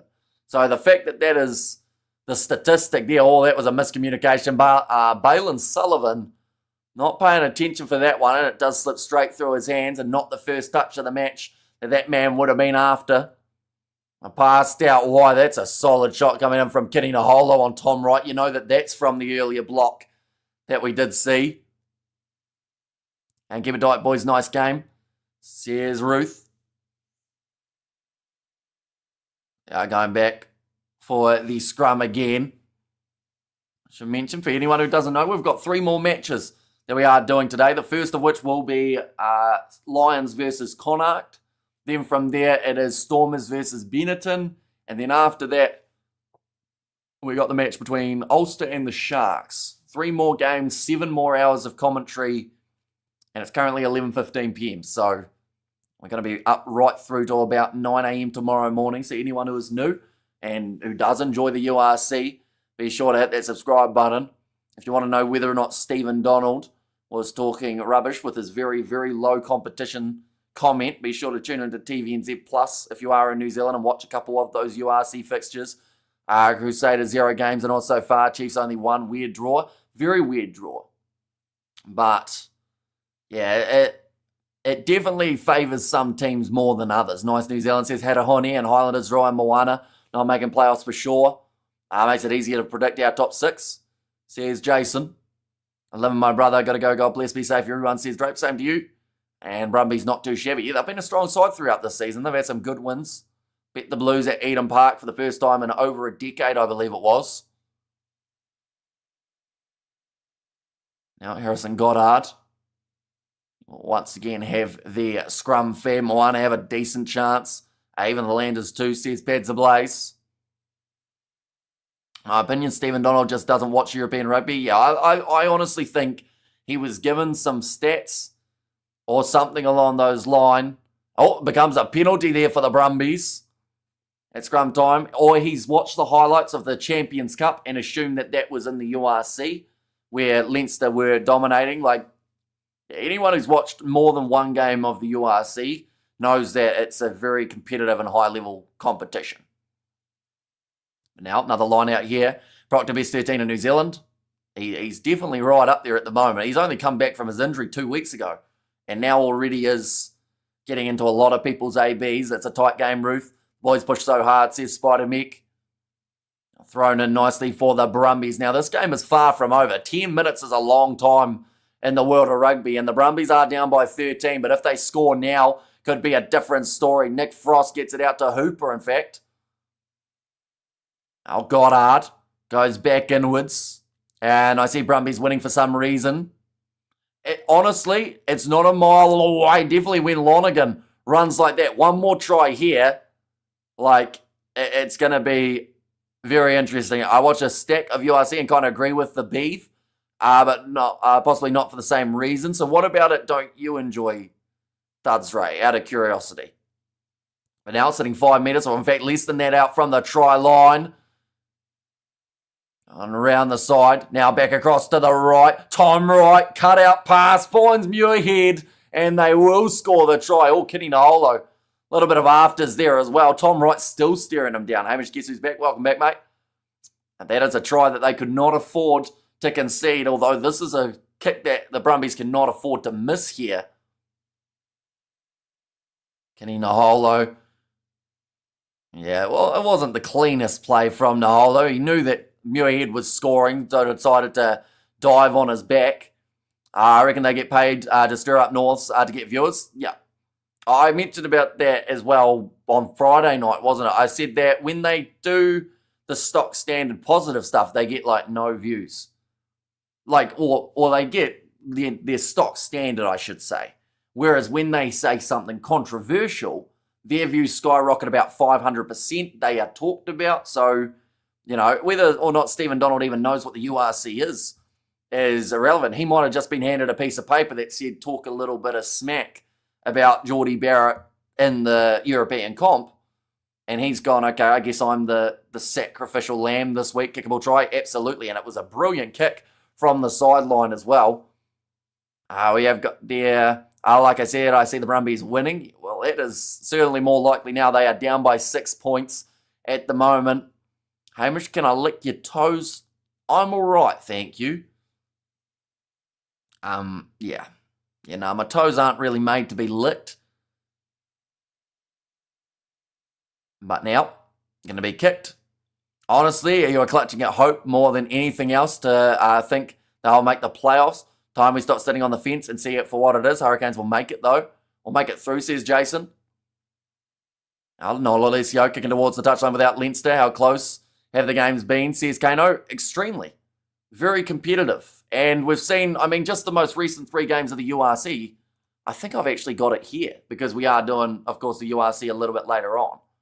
But, like, Leinster, no one can underestimate how strong they have been this year so far. But I think these are the results, hopefully. No, that's the wrong one. One moment. We'll scroll down and we will get the right ones here. There we go. these are the 3 games from the most recent day of URC rugby. Pretty competitive, if you ask me.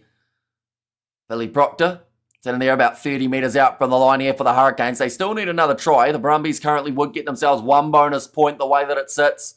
I think they are going back for the Hurricanes' original penalty here. But yeah, no golden point in the URC as well, I should mention. I need to tell you something. Says, at a catchy title. My toes are available between Monday and Friday. I need squeaky clean for work. And score, please. Says, Beds and Blades. At the moment, the score is 35 points to 29 after 74 minutes. And the Hurricanes are now going to have a great attacking chance from just inside of probably 15 minutes. Let's not talk about Leinster and close games today, please. The reason I reckon URC gets impacted by 2 international windows. HURRICANEs Cup, Challenge Cup. Too much rotation, some really poor weekends. Impacted by rotation, says Studs Rays. I think that's the problem, though, is it's not just URC. That's just the European side of rugby in general that is impacted by multiple comps. The top 14 is the same. Their international windows are heavily affected by it. But, yeah, there's still massive amounts of internationals playing across those sides. And I know that it's not everyone's cup of tea, the European kind of rugby style, although I don't think the URC is that different from Super Rugby, sorry. And that's going to be controlled well by the Hurricanes. My brother typed that on my PC. He said he would show me a trick and lied and typed something bad. Says, at a catchy title. And take the 3, says Rock, but they have actually turned it down here, which is, now that you say that, why didn't they take the 3? I get that they were over near the sideline, but 3 points would have put them ahead by more than 7. Now instead, they've gone for the rolling moles, chasing the win, and it's backfired. The Brumbies now well and truly still in it.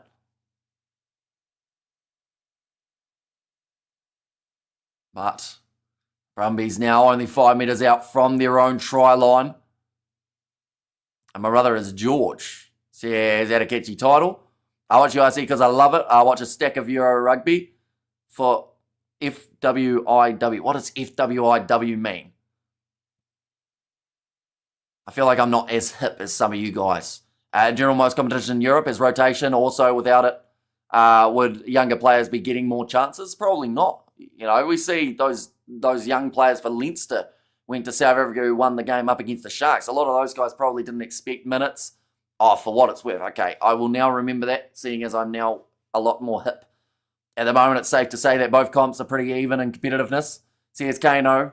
And yeah, it goes back to, like what I said, I can't even remember what stream it was. We've done a lot already throughout this weekend, but at the moment, the obsession is rather than just praising 2 different competitions, the mindset seems to be you have to say this is better than that, and that also sucks. It seems to be the way that people in 2025 work. It's rather than just saying this guy's a great winger, it's this guy's a much better winger than this random bloke because we might as well insult him while we're at it.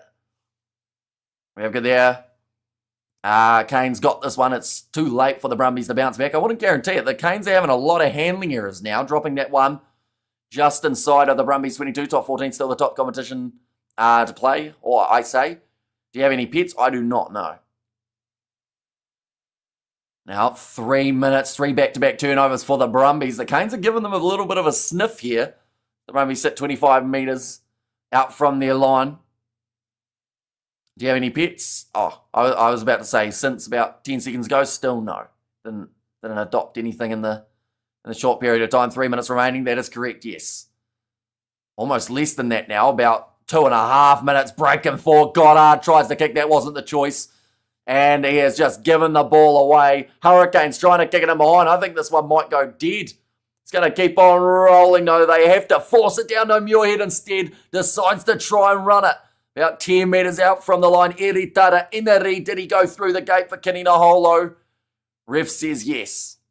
Exactly as I said. I even like watching the English Prem. It has its merits. Yeah, and sometimes a random comp that you don't normally watch can have one of those games that you actually enjoy the most because you have...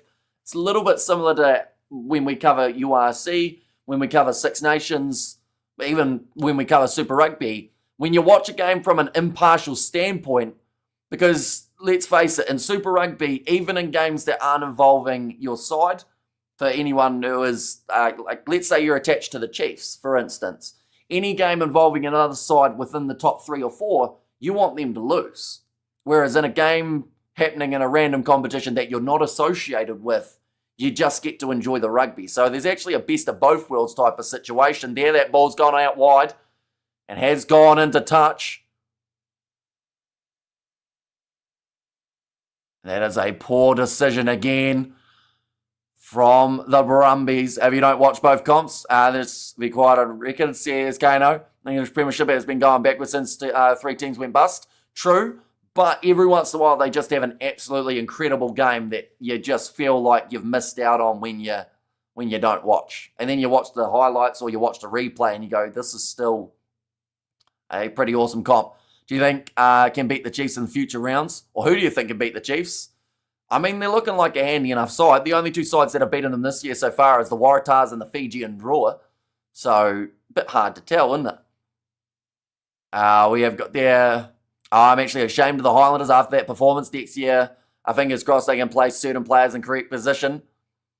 Would be a good start now. Only a few metres out from the line here. Kanina Holo leaves it for Eritara Inari. 20 seconds remaining in the match. If you're the Hurricanes, of course you want to score now and try and take away that bonus point of the Brumbies. But at the same time, you don't want to give them a sniff of being able to win this game. Round the side, passed across to Xavier Numia. Ball slips through his hand. Gallagher is within a metre. And there is going to be a full-time siren. The Canes have a big decision here. Naholo decides to go himself. Looking for the counter ruck. Lomax picks the ball up. He's over. Oh, nice slide there from Paul Williams. Slipping around right. This is either held up or a try for the Hurricanes, but either way, it will be the end of the match. The Brumbies do look disappointed about it. They are going to be checking this to make sure they make the correct decision. I guess finally, it was so tired, says Tanner. Our world champion Stephen knows what he's looking at. Irish Tiddlywinks Derby, says Shane. Although the Irish are not the only side in the URC, of course, and they are actually one of the sides in Leinster anyway that haven't won the URC competition, which is the team that Geordie Barrett's at. There goes the bonus. Oh, that's close. Oh, where's the ball? It looks like it might just be short of the line. In fact, for Tyrell Lomax there from that angle. The Chiefs always choke. Says Patrick, we're seeing the replay here. Either way, it's going to be held up. And like I said, it will be the end of the game. But like they've said, it will be full-time regardless. I think the on-field decision of no try will stand. And we have got their try on full-time. And go Tom Wright. Says, was there from Atakachi Title. And true, but it doesn't mean if some of the games aren't good to watch. Right, no clear grounding. And it's going to be full-time now. It's interesting because I think the Brumbies were trying to argue, but he was short of the line with the fact that he didn't get the grounding. So they were asking, well, should we get the scrum? But the thing is, even if it was a knock-on from Tyrell Lomax, it was still going to be full-time anyway. So the Brumbies disappointed. The Hurricanes, they look disappointed too, to be fair. Not a single smile on the face of the Canes players. They know how important this game was, but they know that they have to keep on going. Looks like Tom Wright and Ruben Love having a little bit of a discussion there. And we have it there, and the win streak for the Aussie sides are over in Oz. And also, cheers, Hamish, and all weird finish. Roma NZR Plus predictions are not good this weekend, and Chiefs will win anyway, says Harehoni. And there too, but nonetheless, it is 11:30, ladies and gentlemen, which does mean we've got about 2.5 hours until our next live stream that we are doing on the channel. It will be Lions versus Connacht, followed by Stormers versus Benetton, and then Ulster versus the Sharks too. If you guys did enjoy, be sure to leave a like and subscribe to the channel. And I will see you all for the next one.